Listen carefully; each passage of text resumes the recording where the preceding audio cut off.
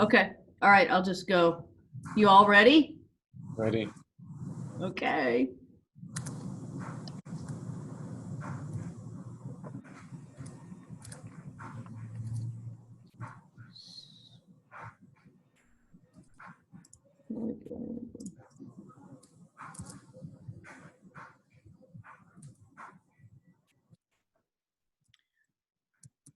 All right, we're going to get started in just a minute. We're going to let a few more folks hop on the webinar.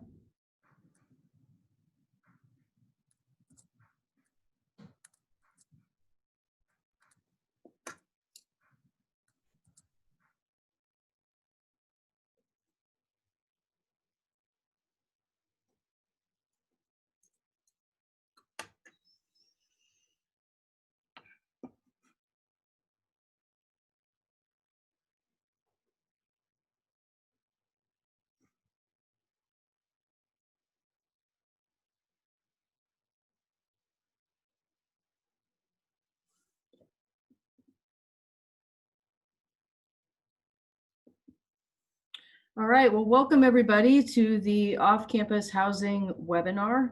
We're really glad to have you with us. My name is Patty Mahaffey, and I serve as the Assistant Vice Chancellor for Student Life. This session is going to be recorded, and we will post it on the Vice Chancellor of Student Affairs website following this webinar. And this is where we are at the Off-Campus Housing webinar, and I wanted to introduce our panelists. But before we do that, we have a few questions for you. So we are going to start with a poll just to kind of see where everybody who is listening to this webinar is at with a few housing questions. So you should be able to see the questions we've got right now. Are you a current student, incoming first-year student, or parent or family member? It's your first off-campus housing quiz.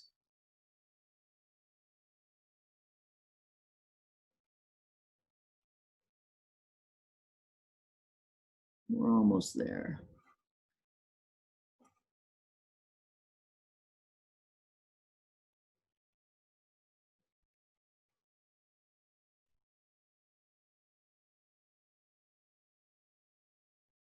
Not too much of a trick question. Okay.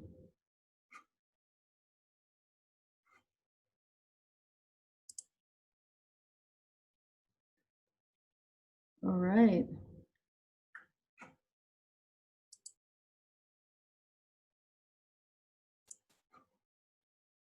Okay, so let's go to question number 2.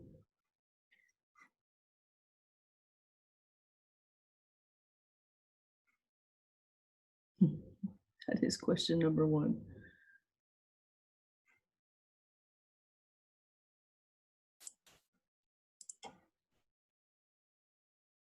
So please indicate your current housing situation.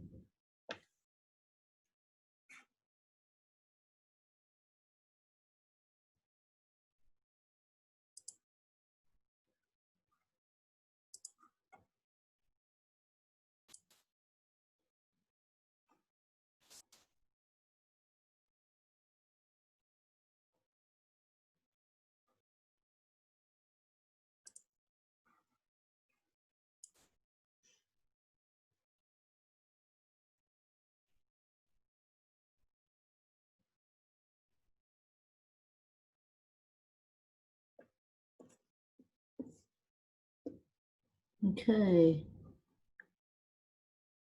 Excellent. And then we're going to go to the third question. What are your fall 2020 housing plans?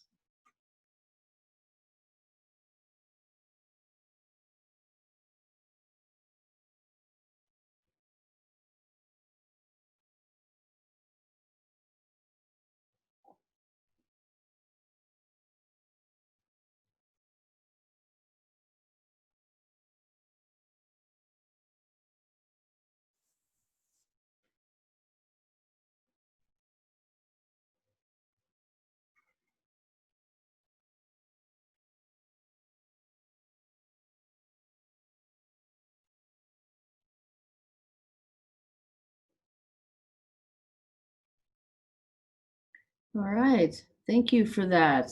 Um, we've got a lot of people unsure, so that's perfect that you're here because hopefully we will be giving you some information that is going to be helpful to you as you navigate this decision about where you're going to live next year. Okay. So let me introduce some of the folks that are joining us today. We have our off-campus housing coordinator, Damian Ruiz. We have John Carlos Senior from the Student Legal Services. He's a director and a free attorney for all of our students. And he's waving. Myself, who is just the moderator. And then we have Ebony Williams, who is joining us from Student Retention and Success. She is the Interim Assistant Vice Chancellor. We have Housing Administrative Services with us today. So HGH, Sabrina Wong, who is Associate Director, and Pachia Vu, who is Undergraduate Housing Manager. And then we also have from our Vice Chancellor Student Affairs Office, Kirby Knipp, who's our Programs Analyst. So we are going to kick it off now, moving into information about off-campus housing services. And I'm going to turn it over to Damian. Good afternoon, everyone. My name is Damian Ruiz, as Patty mentioned. Thank you for the introduction. I'm the Off-Campus Housing Coordinator, and I also work out of our Basic Needs Center on campus. So you'll be hearing a mix of information from me regarding both to off-campus housing and also to basic needs services. If at any point you have any questions throughout the webinar, please type them in the Q&A section, and we'll be doing our best to answer them as soon as possible. Next slide, please. So some of the things I'll be talking to you about today is our UCSD off-campus housing website. I'll be going over some property search tips, roommate search tips, some off-campus housing living resources, and the basic needs self-referral form. And this is for emergency housing or in emergency situations. Next slide, please. So the first thing I'd like to go over, if you're considering living off campus or you already live off campus and you want to find a different accommodation or a different place to live, one of the first things I'd like to recommend is our off-campus housing website. It's offcampushousing.ucsd.edu. I always recommend this first because it's a safe platform, meaning you need your single sign-on credentials to access the website. So the website is accessible to UCSD affiliates, meaning students, staff, faculty, and alumni.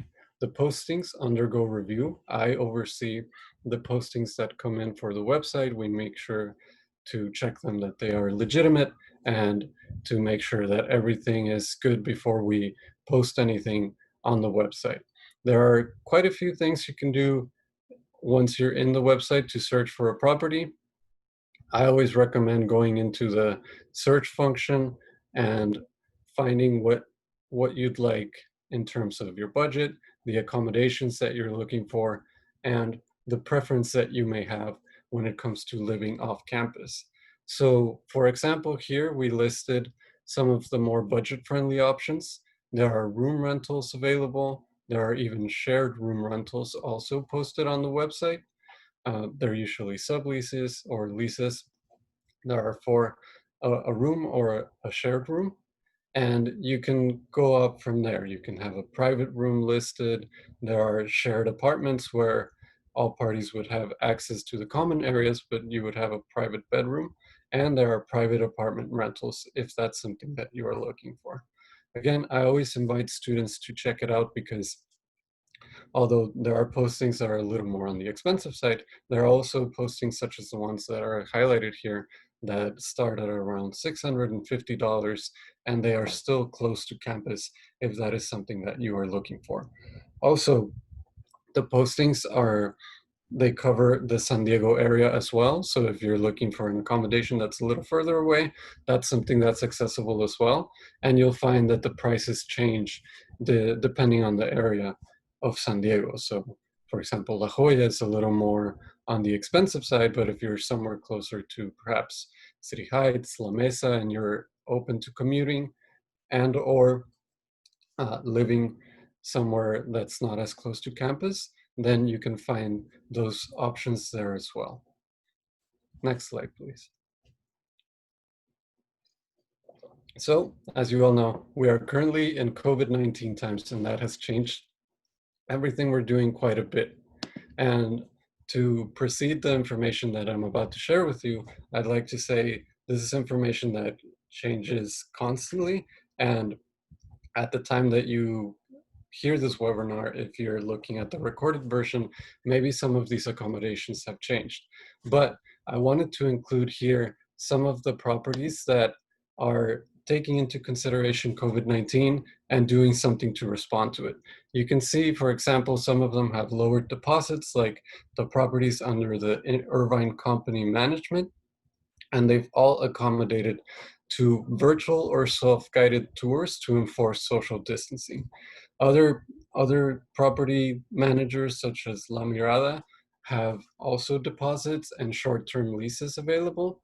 That's something that is not very common regularly. So if you're looking for something that perhaps there's only a certain amount of time that you know you'll need a place, or you feel a little better just committing to less time, that's something you can look into as well. Valencia Apartments have discounts as well, and La Regencia also have shortened leases and discounts that vary from accommodation to accommodation, but they are available.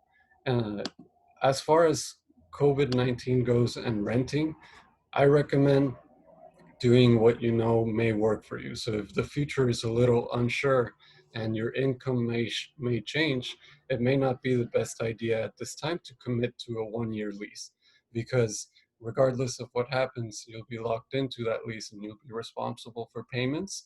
So perhaps it'll be best to search for month-to-month accommodations or 3-month accommodations if you can find them. Usually I've found that students are a little hesitant to go for month to month, but at this time, I think I would recommend it, being that if you're locked into a month-to-month lease, you'd only be responsible for 1 month if you needed to change something, as opposed to being responsible for years of payments that could accrue should something happen. Um, Again, I would invite anyone that's contacting any property managers to ask about COVID-19 accommodations, because it could be likely that they're not being broadcasted, but they are available. Next slide, please. So in the website, you can also find some off-campus housing living resources. You can find a variety of things here. Some of the highlights include our move in and move out checklists. This is really important for maybe it's the first time you've been renting, or you've been renting already and you haven't done a move in or move out checklist before, or you have and you just want access to one. You can click on the resources tab and you'll find that we have the move in and move out checklists. What you do with the move in and move out checklist is that, for example, you're renting an apartment, you contacted the landlord and you're moving in. You want to make sure on the move-in checklist that you go through the list to make sure that everything's working. For example, you want to make sure the stove works. You want to make sure the fridge is okay.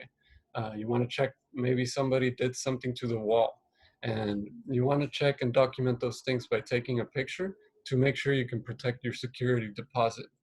It's it's normal for landlords and properties to ask you for a security deposit, but it's not as normal to get the full deposit back. And this is one of the ways that you could ensure that you're protecting your security deposit to the best of your ability. And with the move out checklist, you can do the same thing. You'll just compare the first list to the second list, making sure that whatever you noted in the first list and when you moved in is still in line when you're moving out. Of course, you'll probably get charged cleaning fees or painting fees, which is fairly regular, but you don't want to get charged for anything extensive like a new fridge or something of the sort. You can also find in the resources section roommate agreements. I'll go into roommates in just a moment, but a roommate agreement will be something helpful in order to have discussions with your roommates before you move, as you move in together, and you can specify what you're all agreeing to do in the property. You can also find connections to student legal services. We have our student legal services director here who will be expanding a little more on what they do. And you can also find information on your rights as a tenant. You can also find information on commuting to campus. We're all living in different times right now where it may mean that we have a little more flexibility to not have to live right in the surrounding area of campus. So this information could come in helpful in terms of what shuttles are available, what transportation is maybe the best option to get you from where you are to campus.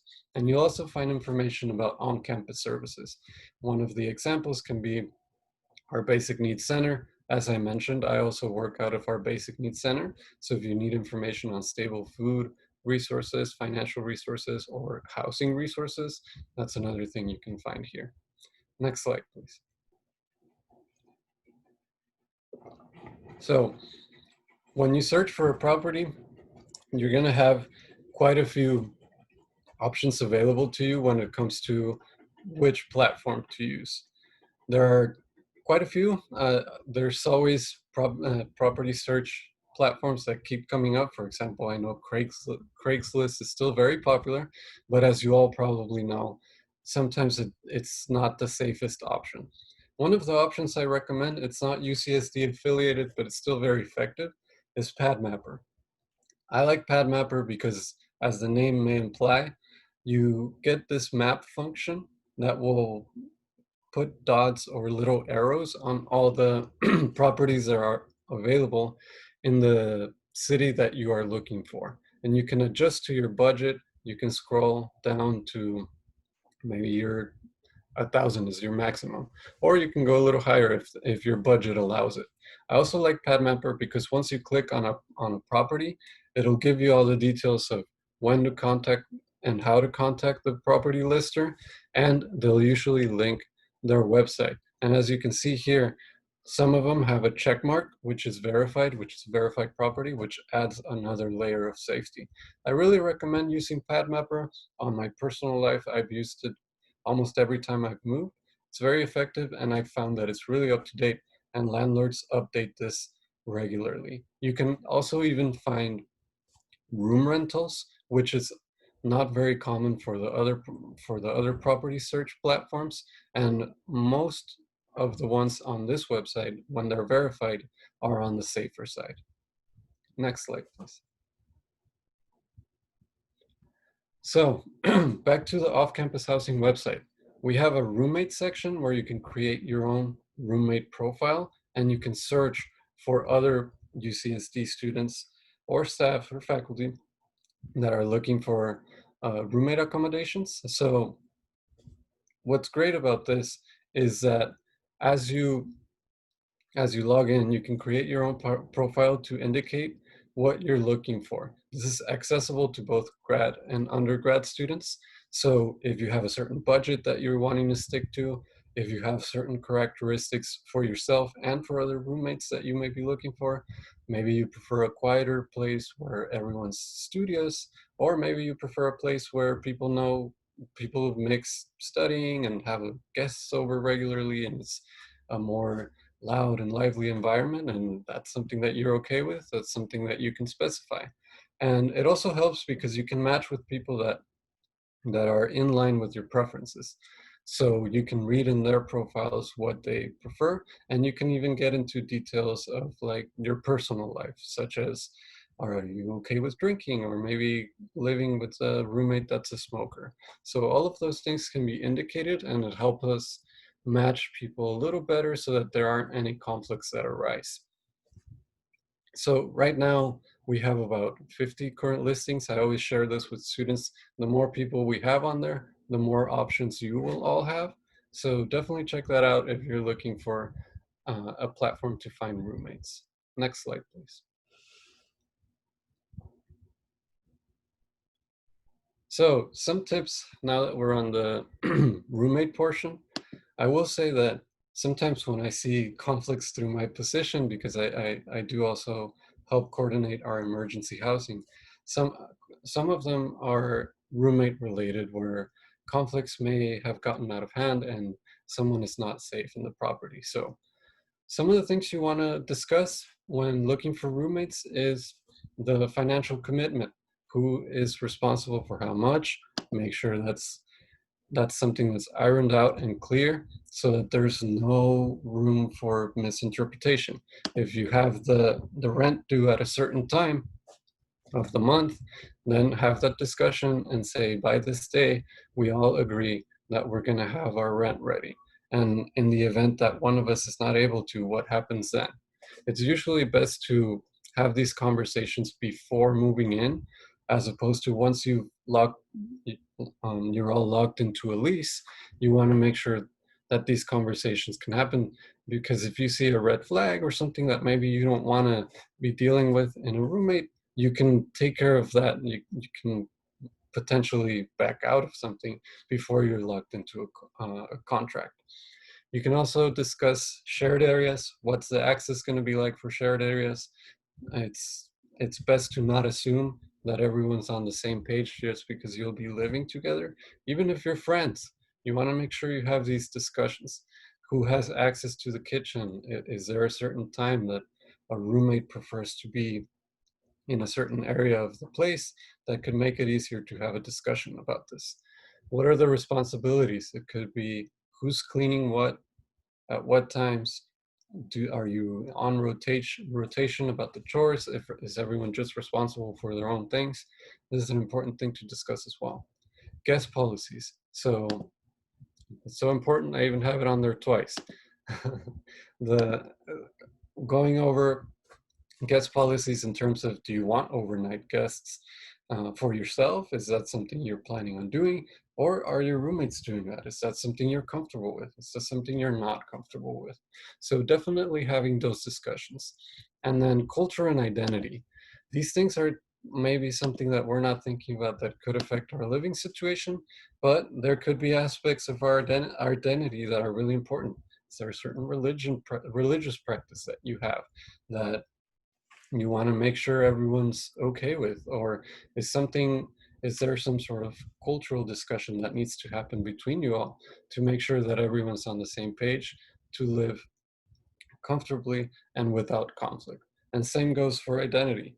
uh, is there something about your identity? Maybe someone is in the LGBTQ plus spectrum, and making sure that everyone, if it's something that has to be communicated, to make sure that everyone is living peacefully and just without conflict. Next slide, please.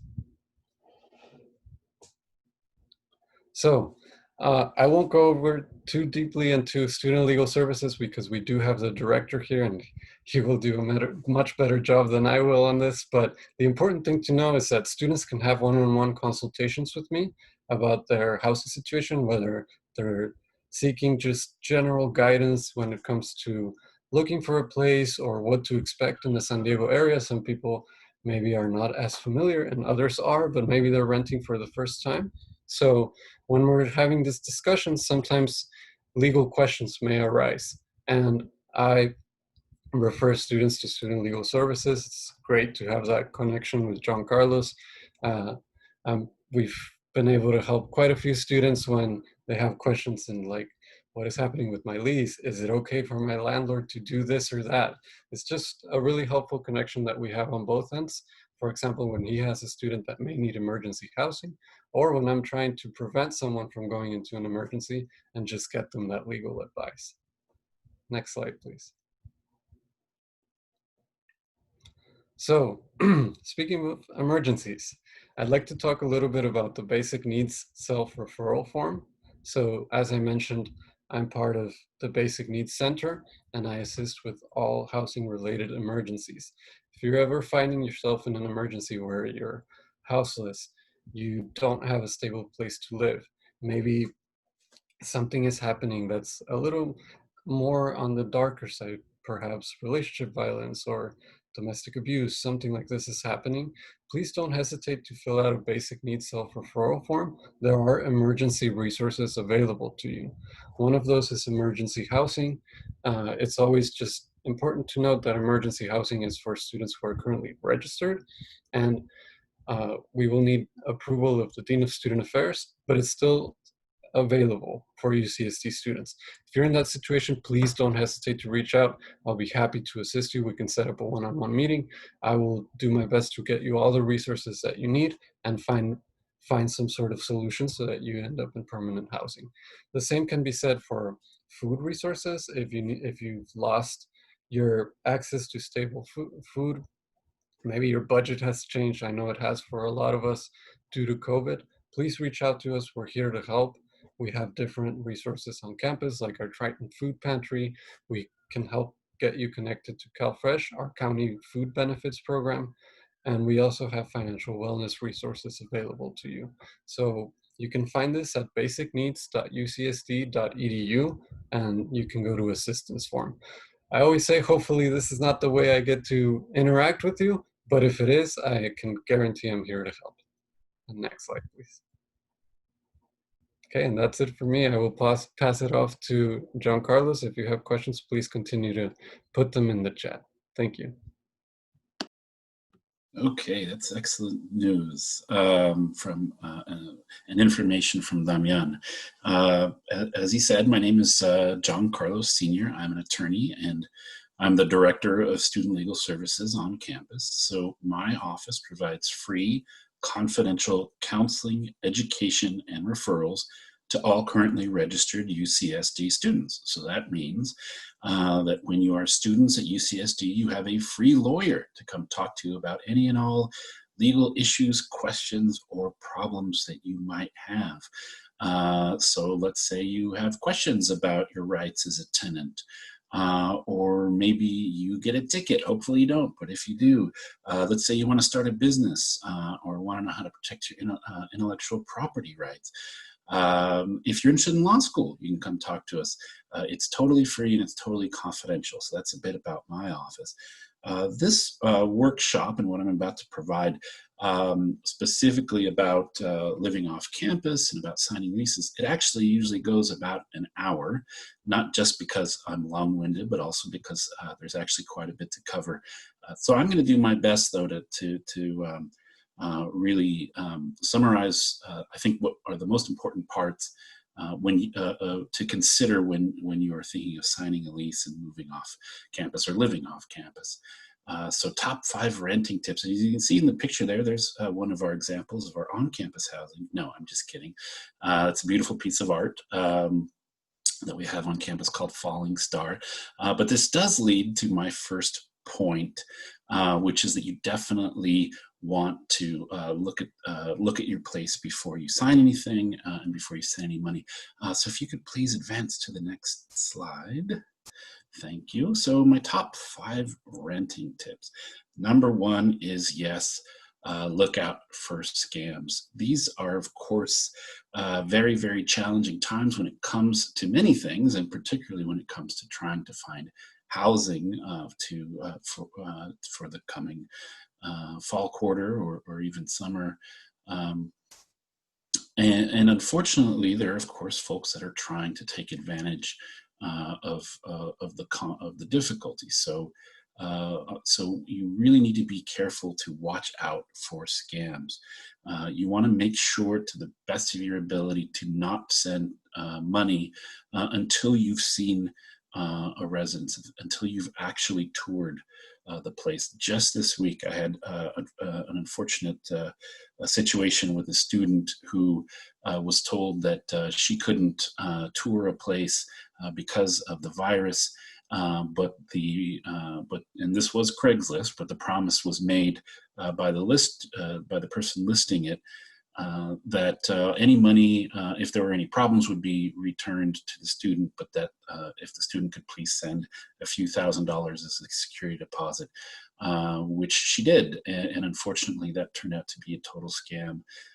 And if that were to happen, unfortunately, there's just not any easy ways to get that money back.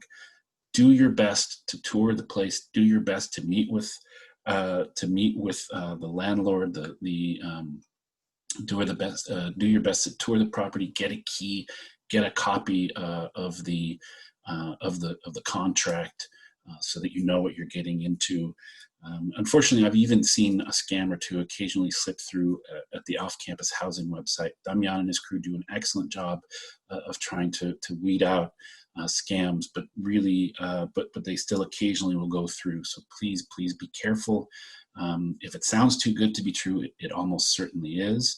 And certainly in situations where folks offer to pay more money, they'll offer to send a check, but will request, and the check will be above what the amount required is, and this has actually happened with tenants where they'll be offered to be sent a check, but to transfer money immediately, or in the case of the previous one that I mentioned, a security deposit where they're asked to transfer money immediately, and it's not until afterwards that it's discovered that it's a scam. So again, please be really careful.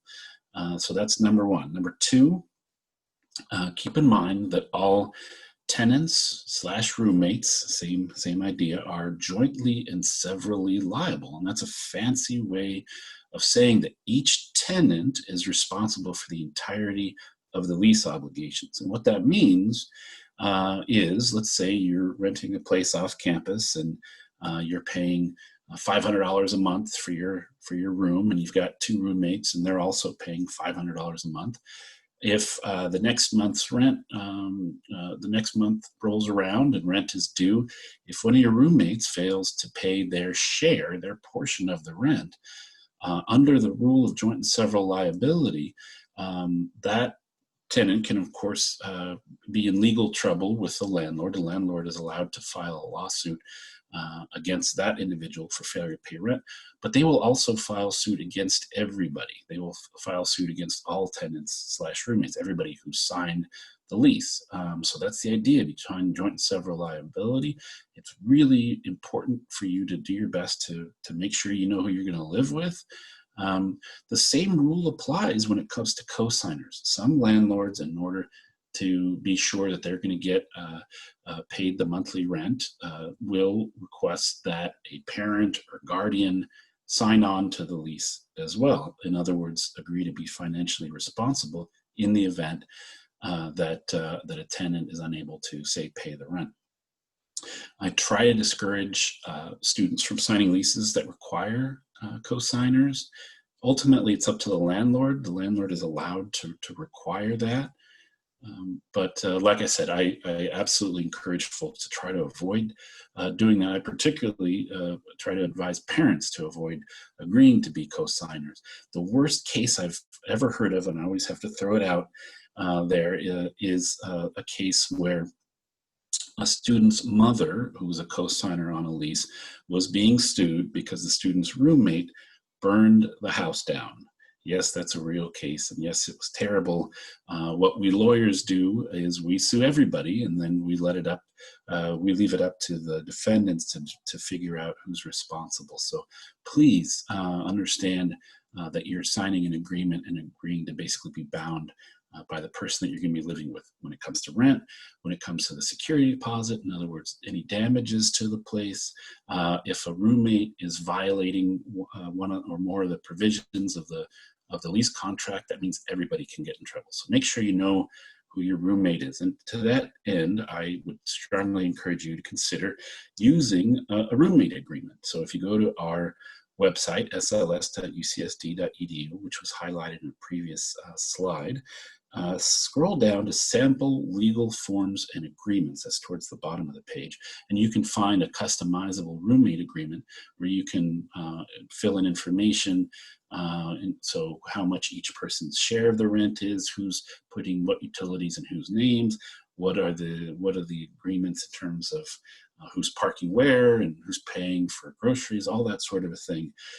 You don't have to use one, but at the very least, I think it's a good conversation piece to make sure that you and your fellow roommates are understanding what you all are agreeing to.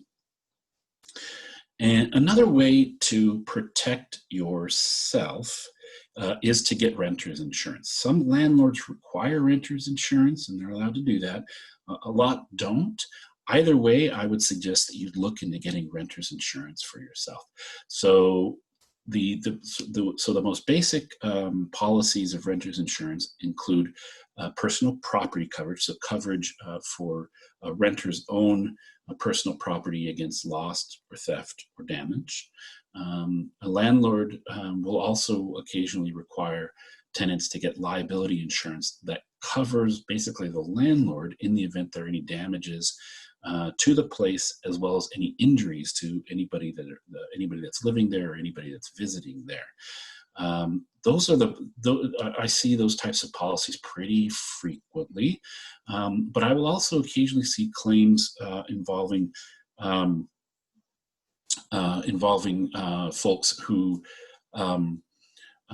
they either experienced a flood that the landlord is blaming on the tenant, maybe a plumbing backup.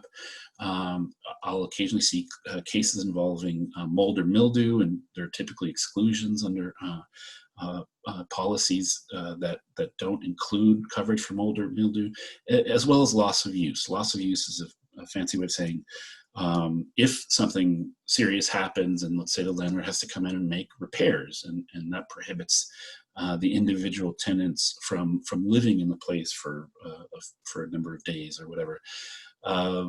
It can get really challenging in terms of figuring out alternative temporary housing for that period. So I always recommend students look into trying to get coverage for loss of use, temporary loss of use, as well as for mold, mildew, and for floods. I always mostly just I really want to emphasize that just get the best coverage you can. I don't have a particular, insurance company that I recommend. But among other things, if you have a car and you're going to have car insurance, you could see if your insurance company offers bundles policies. So offers, say, a discount on auto insurance as well as renter's insurance. Some homeowner policies carried by parents or guardians of students might also, that might be an opportunity to add students onto their parents' policies. Typically not. Typically they don't apply when students are living away and not on campus, but that's something I think that's worth a conversation if you have parents or guardians who happen to own their homes. As it says at the under C, some landlords may actually require renters insurance, but the minimum requirements are generally pretty limited. So I would suggest look into getting the best insurance that you can. Okay, if you could please proceed to the next slide. The single biggest issue that we see at Student Legal Services is landlord-tenant law and renters' rights, and within that, it's security deposits. So, of course, a security deposit is an amount of money that a tenant pays to the landlord at the beginning of the lease. It's usually equal to 1 month's rent or maybe 2 months' rent. The landlord is supposed to hold on to that security deposit until the end of the lease and then return the security deposit at the end. And under the law, the landlord is allowed to deduct from that security deposit for any rent that's owed and outstanding, as well as for any cleaning to get the unit back in the condition it was upon move-in, as well as for any repairs for damage caused by tenants or their guests or pets or other things. So the single most important message that I want to provide with my time is protect your security deposit. What we recommend at Student Legal Services is take pictures of everything. As soon as you sign a lease, when you look at a place and you get the key the very first day, go through it all, take pictures of everything. We actually recommend that you actually go print out a set of those pictures, go to the post office and mail those pictures to yourself, and then don't open the envelope. And that'll have a date stamp, and it'll basically be a perfect time capsule as to the condition of the place when you mailed those pictures. So take pictures, print them, mail them to yourself, and don't open the envelope. Do that when you move in, and do that also when you move out. Another thing that I highly recommend is that you fill out an inspection checklist. A lot of landlords will give you a checklist that'll describe different parts of the unit or residence, and you can identify any existing damage as of when you moved in, and then the landlord at the end, at move out, will fill out the other portion of that. Landlords often will provide these sheets to tenants. If they don't, you can get one again on our website at sls.ucsd.edu. At our homepage, if you scroll to the bottom of the page, you'll see a hyperlink to an inspection checklist. Make sure you do this. And then this is really fast forwarding, but another thing that we'll see is landlords who are trying to claim rent owed by tenants if they don't give 30 days prior written notice before the end of the lease. So circle your calendar for at least 30 days before the end of the lease term to make sure that to identify to yourself that that's the deadline for you to provide notice to the landlord as to your plans for what happens after the lease ends. Do also a pre-move out inspection. This is something covered in the law that is again a long way off, but I want to just sort of put that on your radar so that you're going to want to do this. There's my timer.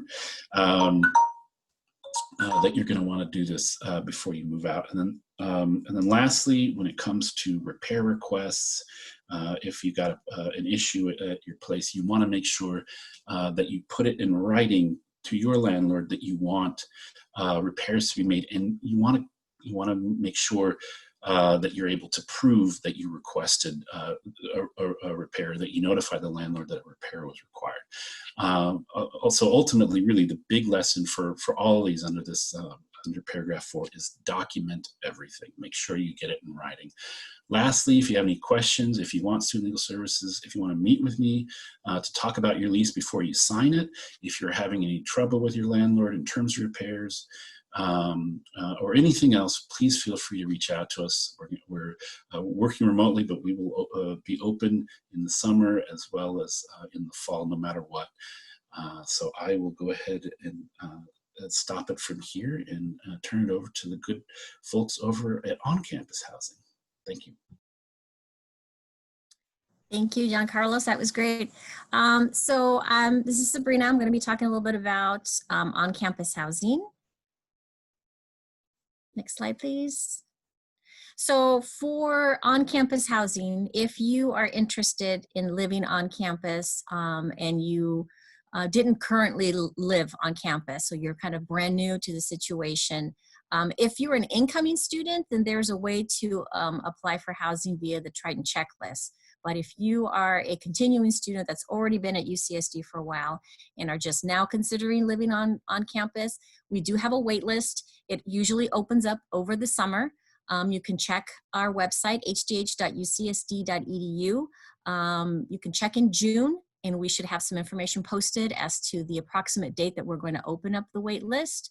When it does open, you can log in, fill out the questionnaire, and if a space becomes available, you'll be emailed a housing offer to sign a housing contract, all done online using your UCSD email account. So if you do apply for on-campus housing, you need to check your UCSD email account often to make sure you don't miss. Because normally when we email a housing offer, it's usually a very short turnaround time to sign the contract before we move on to the next person. Please also note that just submitting an application does not mean you're guaranteed an on-campus space. So we recommend that even though you fill out the waitlist application, that you still continue to look for off-campus housing. Take all the advice that Damian supplied in terms of doing your homework and research and looking to see what's out there, just in case we don't have on-campus housing, you've already not lost time in looking for off-campus. So again, more information will be posted on our website in regards to our wait list in June. All right, next slide, please. So for summer, summer is upon us as spring comes to a close, and summer housing is available for students who are in need. If you are taking a summer session class, we do have some summer housing available. However, it is not meant for just everybody who's taking a summer session class to be on campus. It's only for students that qualify and meet certain requirements. Again, in the current situation that we're in with social distancing, we are spreading out our students in single occupancy rooms, and so we are only housing in the summer right now those that really need it. And you can go to our website to see what that criteria is. So for example, you'd have to be somebody without stable housing, or possibly somebody who lacks a home with the infrastructure to accommodate virtual instruction. You may be somebody that is unable to relocate without high risk to your safety. You may be unable to travel back home. So again, there's a list of eligibility requirements for that, and you can check that out on our summer housing page via hdh.ucsd.edu. If you are a current on-campus resident, meaning right now in the spring you are living in undergraduate housing with us, then you will be eligible for the Accelerate program, and that is a very low-cost housing program on campus. And you can find more information about that as well in our summer housing webpage. Just go to hdh.ucsd.edu and scroll down to summer housing, and you can find an application and more information to find out if you qualify for that. And currently, for our Accelerate program, you do not need to be enrolled in a summer class if you are a current resident. So that's one change that we have done recently. All right, next slide, and I think I'm going to pass it over to Pachia to talk about the rest of our special summer programs.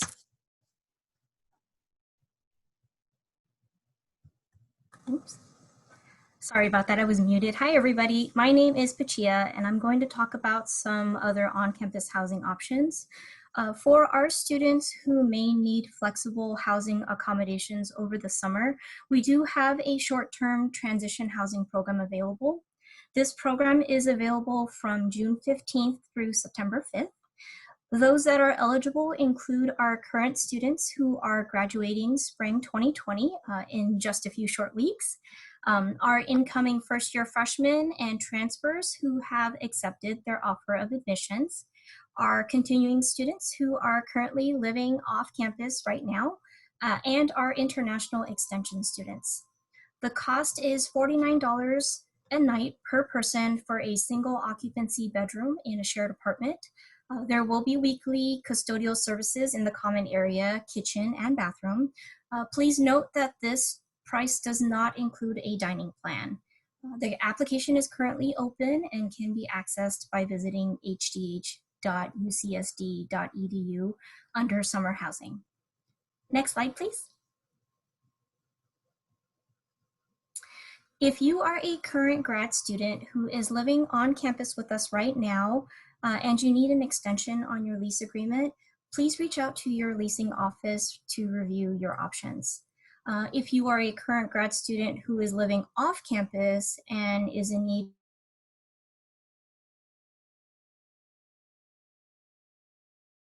application, as mentioned in the previous slide, by visiting hdh.ucsd.edu, again, under summer housing. Now, although we don't have it listed on this slide, this question was asked in the Q&A, so I wanted to mention it here.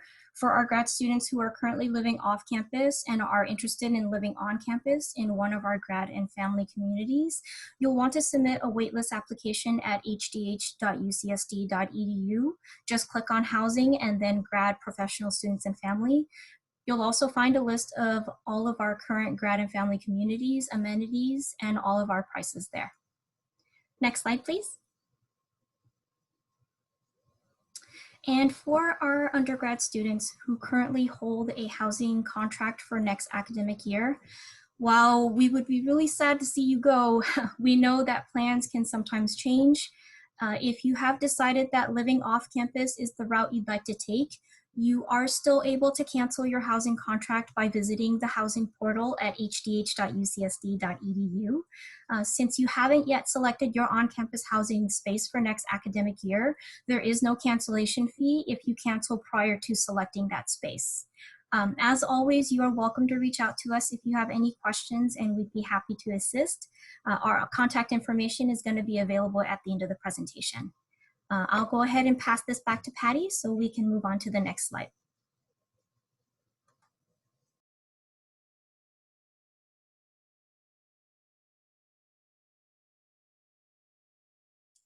All right. Thank you, everybody. That was a lot of really good information.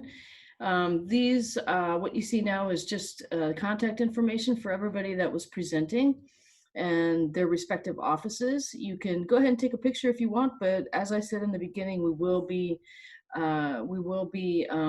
recorded this and we will be posting it on the Vice Chancellor Student Affairs website, vcsa.ucsd.edu. So that will be available to you. And I also want to make a shameless plug for registering to vote. UCSD makes it super easy because we partnered with TurboVote. And if you register with TurboVote, you will get email reminders, and you will be able to stay up to date on all information. So want to thank everybody for your time today and for participating in our webinar.